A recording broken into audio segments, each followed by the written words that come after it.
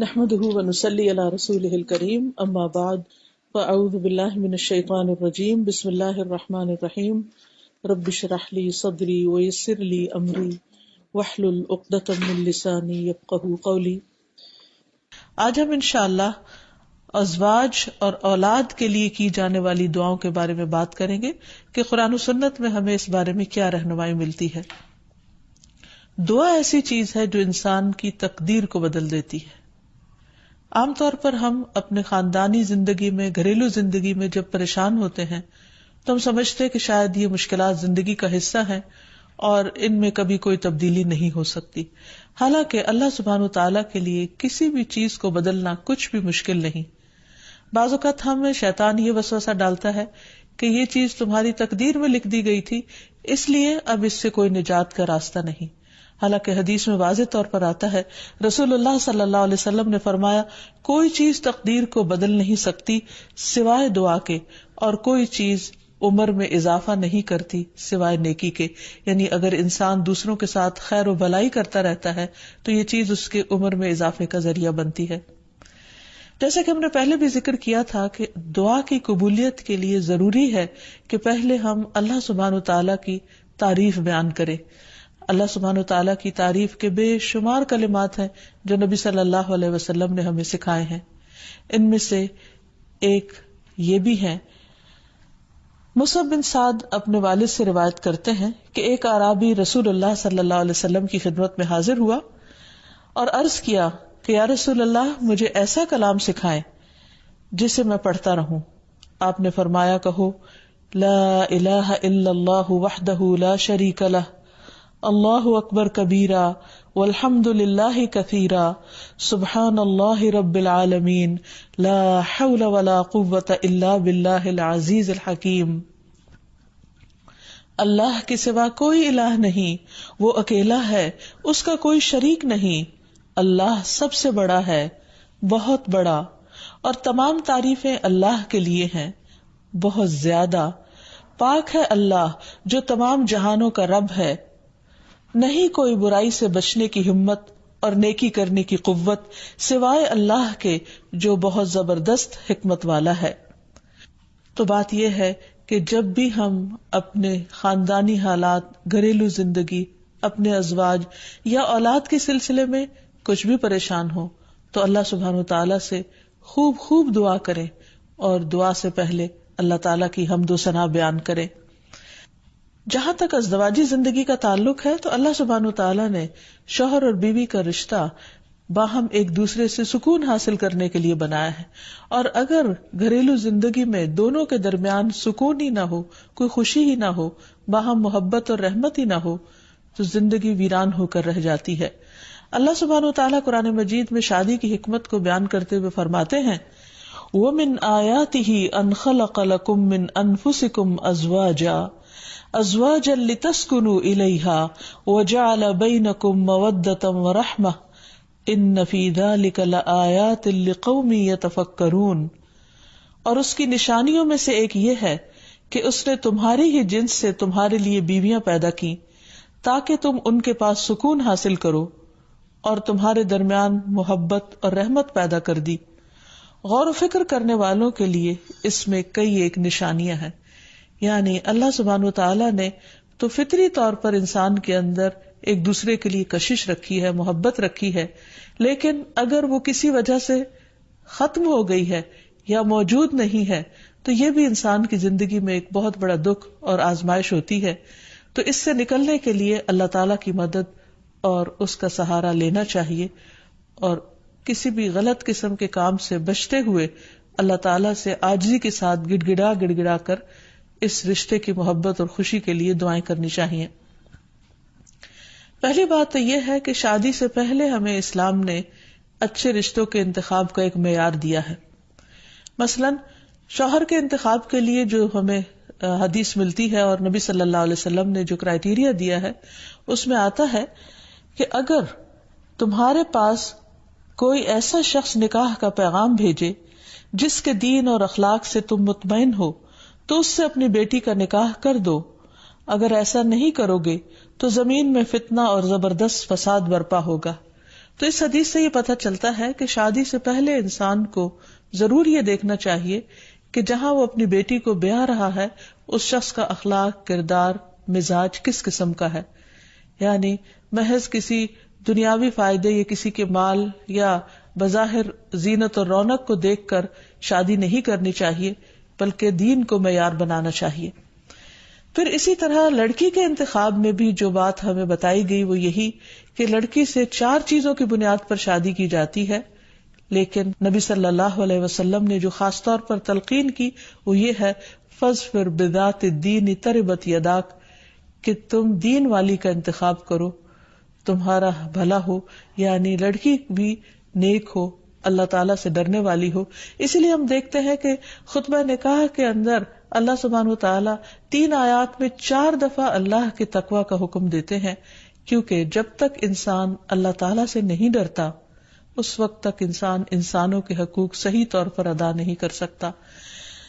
ایک اور حدیث میں بھی نبی صلی اللہ علیہ وسلم نے نیک عورت کو دنیا کی بہترین متاع قرار دیا. فرمایا دنیا فائدہ اٹھانے کی چیز ہے اور دنیا کی بہترین متاع نیک عورت ہے. یعنی کسی بھی مرد کی سب سے بڑی خوش قسمتی یہ ہو سکتی ہے کہ اسے جو شریک حیات ملے وہ نیک ہو، با اخلاق ہو اور خاندان کو بنانے والی ہو، رشتہ داریوں کو جوڑ کر رکھنے والی ہو. لہٰذا اس سلسلے میں اگر ہم نکاح سے پہلے ہی اللہ سبحانہ وتعالیٰ کے احکامات کو مد نظر رکھیں تو بہت سے مسائل سے بچ سکتے ہیں. رشتہ کے انتخاب کے بعد نکاح کرنے سے پہلے استخارہ کرنے کا بھی حکم دیا گیا.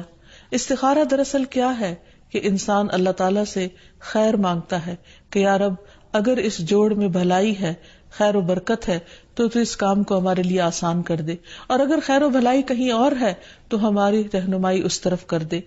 استخارے کی باقاعدہ دعا نبی صلی اللہ علیہ وسلم نے سکھائی ہے، اور صحابہ کہتے ہیں کہ آپ ہمیں قرآن کی سورت کی طرح یہ دعا سکھایا کرتے تھے. ہمیں بھی اس دعا کو یاد کر لینا چاہیے، نہ صرف یہ کہ شادی اور نکاح بلکہ دیگر مواقع پر بھی جب انسان زندگی میں کوئی اہم فیصلے کرنے جا رہا ہو تو اس دعا کو ضرور پڑھ لے. پھر یہ کہ نکاح ہونے کے بعد بھی انسان خواہ بظاہر حالات درست بھی کیوں نہ ہوں، باہم ایک دوسرے کے ساتھ محبت اور ایک دوسرے کی خیر و بھلائی کی دعائیں مانگتا رہے. اس سلسلے میں جو ہمیں ایک بہترین دعا قرآن مجید میں سکھائی گئی ہے وہ ہے ربنا ہب لنا من ازواجنا وذریاتنا قرۃ اعین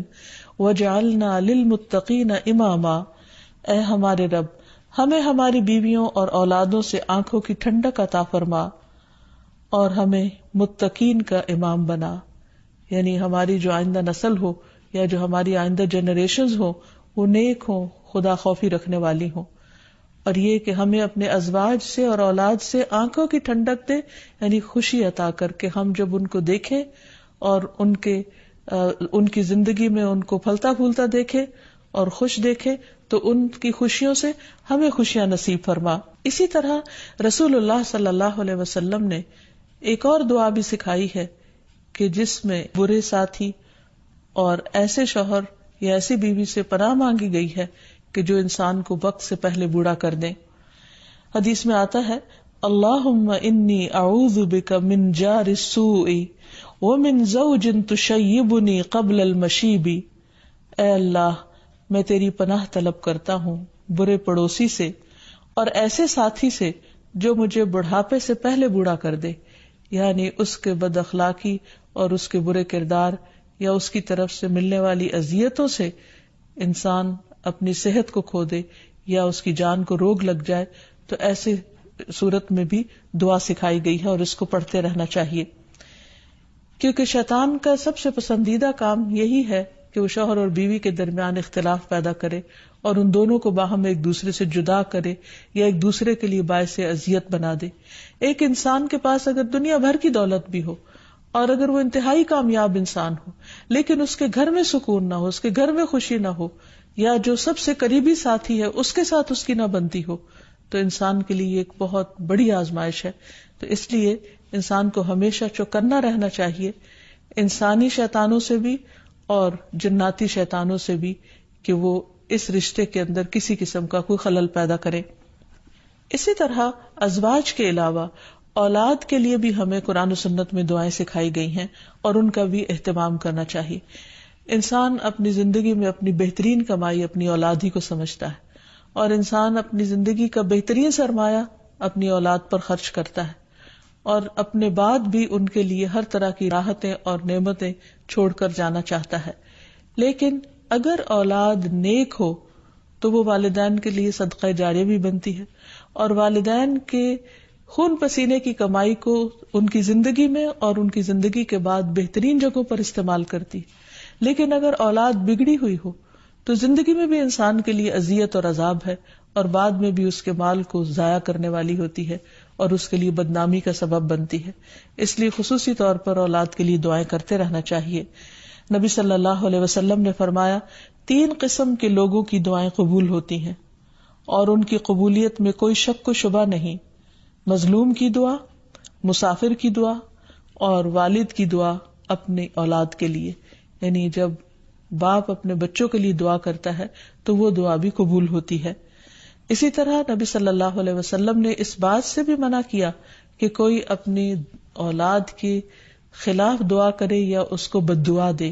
کیونکہ وہ بھی قبول ہو جاتی ہے اور پھر انسان کے لیے پریشانی کا باعث بنتی ہے. اس سلسلے میں نبی صلی اللہ علیہ وسلم نے فرمایا اپنی اولاد کو بد دعا نہ دو، ایسا نہ ہو کہ وہ اللہ کی طرف سے قبولیت کی گھڑی ہو اور وہ تمہارے لیے قبول کر لے. اور اگر انسان کی ایسی دعا قبول ہو جائے